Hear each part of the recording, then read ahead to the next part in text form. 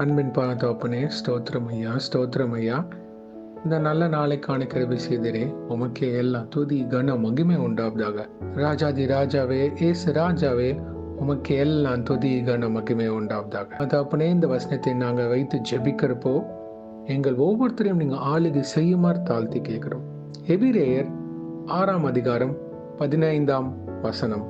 அந்தபடியே அவன் பொறுமையாய் காத்திருந்து வாக்கு தத்தம் பண்ணப்பட்டதை பெற்றான். Hebrews 6th chapter 15th verse.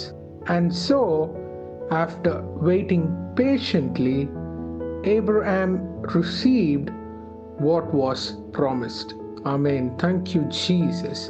இந்த வசனத்தை கொடுத்தரே, உமக்கு எல்லாம் துதி கன மகிமை உண்டாவதாக. இதை கேட்டுக்கொண்டிருக்கிற ஒவ்வொருத்தரையும் ஆளுகை செய்து கொண்டிருக்கிறதுக்காக ஸ்தோத்திரம். விசுவாசின் தகப்பன் ஆபிரகாம் அவர்கள் பொறுமையாய் காத்திருந்து நீர் அவருக்கு வாக்குத்தத்தம் பண்ணப்பட்டதை அவர் பெற்றார் அப்படின்னு தெளிவாக போட்டிருக்கிறார். அநேக பேர்கள் நீங்க அவங்களுக்கு கொடுத்த வாக்குத்தத்திற்காக காத்து கொண்டு இருக்கிறாங்க. ஆனா கர்த்தாவே, நிறைவேறும் வரைக்கும் பொறுமையா காத்திருக்க வேண்டுமப்பா. They have to wait patiently under the feet of the Lord. இந்த வெயிட்டிங் ஃபேஸ்லப்பா நிறைய பேர் எங்களை அவமானப்படுத்துவாங்க, நிந்தனை வரும். பட் எஸ், நாங்க கையில அதை சுதந்திரிக்கிற வரைக்கும் கர்த்தாவே, நீங்க கொடுக்கிற வரைக்கும் அப்பா எங்களுக்கு நிறைய பிரச்சனைகள், சூழ்நிலைகள், நேர்மாறான வார்த்தைகள் வரும். ஆனா கர்த்தாவே, அதுக்கு ஸ்தோத்திரம் பண்ணிக்கிறோம் அப்பா. அது முடிஞ்சு நீங்க எங்களுக்கு தர்றப்போ அந்த பாதையில நீங்க எங்களுக்கு ஆவியின் கனியனால் எங்களை நிரப்பி வழிநடத்த போவதுக்காக தோத்துறோம். அதுல ஒன்று பேஷன்ஸ். பொறுமையோடு உங்க பாதத்தை அமர்ந்திருந்து அதை பெற்றுக்கொள்றப்போ அதோட ஜாய் அளவே இருக்காதப்பா. ஒவ்வொருத்தருக்கும் அந்த பொறுமையை தருவீராக. Yes, Lord, teach them, Almighty God, the patience to receive what you have promised them.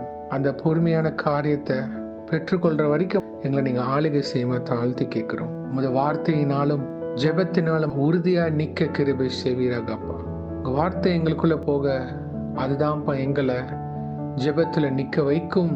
அதே சமயம் இந்த காத்திருப்பு நாட்கள்ல அப்பா, இல்ல இந்த காத்திருப்பு வருடங்கள்ல பிறரை காயப்படுத்தாதபடி, பிறரை துன்பப்படுத்தாதபடி நாங்க பொறுமையாக இருக்க கிருபை செய்வீராக. அநேக நேரத்துல எங்களுக்கு சிந்தனை வரும், எல்லாரும் முன்னுக்கு போற மாதிரி இருக்கு, ஆனா நான் ஒரே இடத்துல நிக்கிறேனே அப்படின்ற சூழ்நிலைகள் வரும். நான் என் தேவன் சொல்லுகிறார், ஏற்ற வேலை வரப்போ கர்த்தர் உங்களை கொண்டுட்டு போற வேகத்துல எந்த தடையும் எந்த கிரியைகளும் நடுவில் நிற்க முடியாது.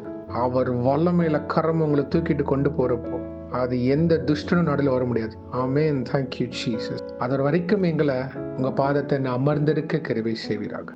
ஒவ்வொருத்தரும் அவங்களோட காரியத்துக்காக இது சீக்கிரமா முடிஞ்சிடாதா அப்படின்னு நிறைய பேர் எதிர்பார்த்து கொண்டு இருக்கிறாங்க. ஆனா அந்த இடைப்பட்ட காலத்துலதான் நிறைய காரியங்களை அவங்களுக்கு நீங்க கத்துக் கொடுக்குறீங்கன்றத அது புரிந்து கொள்ள கிருபை செய்வீராக ஆண்டவரே. நிறைய பேர் அவங்களோட மேரேஜ் காரியங்களை குறித்து பாரப்படுறாங்க.